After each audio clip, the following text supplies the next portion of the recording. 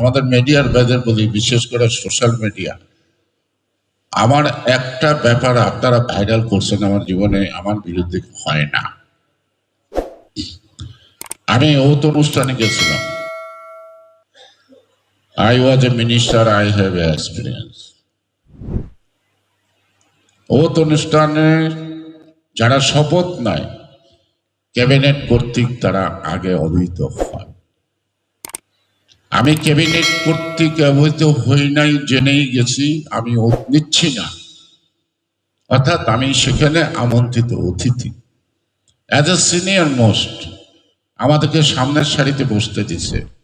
আমরা বসে রয়েছি চুপচাপ, আমাদের বসতে বলছি, জোর করে বসি নাই, কেন জোর করে বসতে যাবো? আর স্টিকার নাই, বঙ্গভবনে দেখতাম স্টিকার থাকে নাম দেওয়া।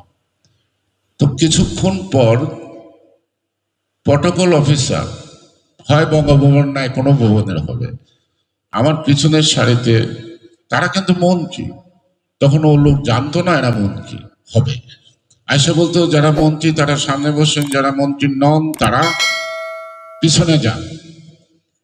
তো এই তখন তাদের সাথে তর্ক বিতর্ক হচ্ছে ঘাড়ের উপরে।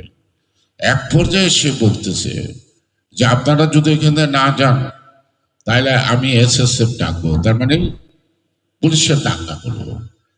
কত বড় ননসেন্স হইলে এরকম একটা অনুষ্ঠানে এই শব্দ ব্যবহার করতে পারে। তখন আমি আস্তে করে উঠে চলে যাচ্ছিলাম, যাওয়াটাই স্বাভাবিক।